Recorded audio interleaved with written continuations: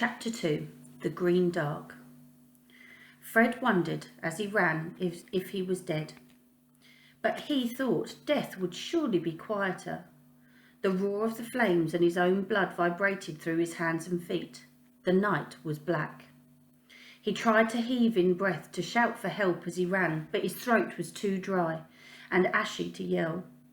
He jabbed his finger into the back of his tongue to summon up spit. "Is anybody there? Help! Fire!" he shouted. The fire called back in response. A tree behind him sent up a fountain of flames. There was a rumble of thunder. Nothing else replied. A burning branch cracked, spat red, and fell in a cascade of sparks. Fred leapt away, stumbling backwards into the dark and smacking his head against something hard. The branch landed exactly where he'd been standing seconds before. He swallowed the bile that rose in his throat and began to run again, faster and wilder. Something landed on his chin and he ducked, smacking at his face, but it was only a raindrop. The rain came suddenly and hard. It turned the soot and sweat on his hands to something like tar, but it began to quench the fire. Fred slowed his run to a jog, then to a stop. Gasping, choking, he looked back the way he had come. The little aeroplane was in the trees. It was smoking, sending up clouds of white and grey into the night sky. He stared around, dizzy and desperate, but he couldn't see or hear a single human, only the fern-like plants growing around his ankles and the trees reaching hundreds of feet up into the sky, and the panicked dive and shriek of birds. He shook his head hard, trying to banish the shipwreck roar in his ears. The hair on his arms was singed and smelt of eggs. He put his hand to his forehead. His eyebrow had charred and part of it came away on his fingers. He wiped his eyebrow on the sleeve of his shirt. Fred looked down at himself. One leg of his trousers was ripped all the way up to the pocket, but none of his bones felt broken. There was vicious pain, though, in his back and neck, and it made his arms and legs feel far off and foreign. A voice came suddenly from the dark. "Who's there? Get away from us!" Fred spun around. His ears still buzzing, he grabbed a rock from the ground and hurled it in the direction of the voice. He ducked behind a tree and crouched on his haunches, poised to jump or run. His heart sounded like a one-man band. He tried not to exhale. The voice said, "For God's sake, don't throw things." It was a girl's voice. Fred looked out from behind the tree. The light of the moon flitted deep green to the forest floor, casting long-fingered shadows against the trees, and he could see only two bushes, both of them rustling. "Who is it? Who's there?" the voice came from the second bush. Fred squinted through the dark, feeling the remaining hair rise up on his arms. "Please don't hurt us," said the bush. The accent wasn't British. It was something softer, and the voice was definitely a child's, not an adult's. "Was it you?" Fred looked down at the ground.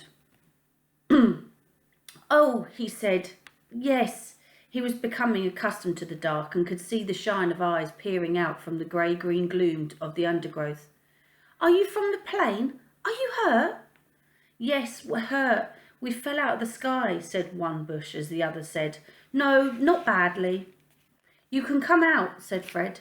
"It's only me here." The second bush parted. Fred's heart gave a great leap.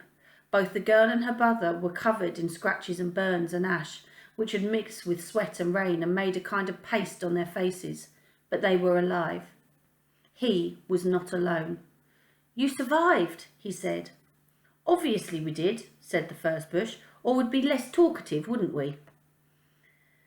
The blonde girl stepped out into the lashing rain. She stared from Fred to the other two, unsmiling. "I'm Con," she said. "It's short for Constantina, but if you call me that, I'll kill you." Fred glanced at the other girl. She smiled nervously and shrugged. "Right," he said. "If you say so, I'm Fred." "I'm Leela," said the second girl. She held her brother on her hip. "And this is Max." "Hi." Fred tried to smile, but it made the cuts on his cheeks stretch and burn, so he stopped and made do with a grin that involved only the left half of his face. Max was at the breathless stage of crying, and he clung to his sister so tightly his fingers were pressing bruises on her skin. She was leaning over to one side to hold him up, shaking with the effort. They looked, Fred thought, like a two-headed creature, arms entwined. "Is your brother badly hurt?" he asked. Leela patted her brother desperately on the back. "He won't talk, he's just crying." Con looked back towards the fire and shivered. The flames cast a light on her face. She was no longer blonde. Her hair was grey with soot and brown with blood, and she had a scratch on her shoulder that looked deep. "Are you all right?" he asked, wiping rain out of his eyes. "That cut looks bad." "No, I'm not all right," Con spat. "We're lost in the Amazon jungle, and statistically speaking, it's very likely that we're going to die." "I know," Fred didn't feel he needed reminding. "I meant, so no."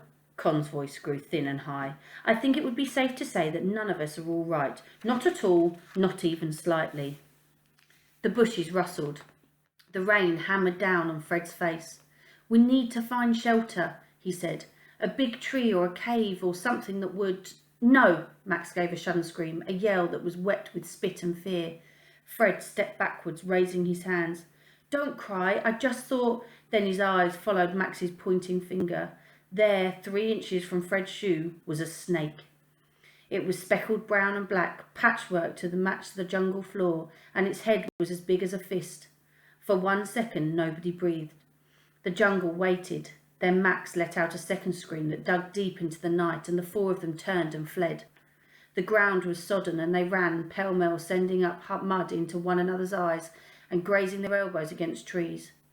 Fred ran as if his body were not his own, faster than he'd ever run, his palms stretched ahead of him. He tripped over a root and turned a full somersault, coming up, spitting earth. He ran on. The rain blinded him, and shadows flashed past him in the darkness. There was a yell behind him. "Please, Max," said Leela. Fred turned back, skidding in the mud.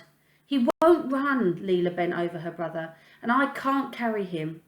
The little boy lay on his back, weeping up at the sky, his whole body shaking in the driving rain. "Come on," Fred heaved Max over his shoulder. The boy was far heavier than he'd expected, and he screamed as Fred lifted him, but Fred grabbed both of Max's knees and started running, his whole body screaming with pain. He could hear Leela, her feet thumping close behind them. The stitch in Fred's side was almost unbearable when he tore out of the trees and into a sudden clearing. He halted, and Max bumped his head against Fred's spine and yelled. Angrily, he began to bite one of Fred's shoulder blades. "Please don't," said Fred, but he was barely paying any attention to the boy on his back. He stared, stunned, ahead of him. They were standing at the edge of a wide circle of trees, open to the sky and lit by the fat moon. There was a carpet of green moss and grass, and the stars above them were clustered so thickly that the silver outnumbered the night. Fred lowered Max to the ground and stood bent over, his hands on his thighs, panting. "Did the snake chase us?" said Max. "No," gasped Con. "How do you know?" wailed Max. Leela dropped to her knees, clutching at her side. "Snakes don't, Maxie. We both know that. I just—" "Panicked," said Con. Her voice was bitter. "That's what happened. See? Look. No snakes. We were stupid. Now we're even more lost." The ground in the clearing sloped slightly towards a large puddle of water. Fred crossed over to it, his muscles aching, and sniffed. It smelt of rotting things, but he was feverishly thirsty. He took a tiny sip and immediately spat it out. "Ugh, no good," he said. "It tastes like a dead person's feet." "But I'm thirsty," said Max. Fred looked around the clearing, hoping to find water before Max started to cry again. "If you wring out your hair," he said, "there'll be water in it." He tugged his dark fringe down over his forehead and twisted it. A few drops fell on his tongue. "It's better than nothing." Max chewed on his hair for a second, then scrunched his eyes closed. "I'm scared," he said. It was said without whining, a simple matter of fact. Somehow it was worse than the tears, Fred thought. "I know," Leela said softly. We all are, Maxie." She crossed to her brother and pulled him close to her. His small, bony fingers closed over a burn on his wrist, but she didn't brush him away. She began to whisper in his ear in Portuguese, something soft, almost a song, a lullaby. They were both shaking slightly. Fred swallowed. All this will look less bad in the morning, he said. Will it? Said Con. There was a bite to the question. Will it really? It can't look much worse, he said. Once it's light, we'll be able to work out a way to get home. Con looked hard at him.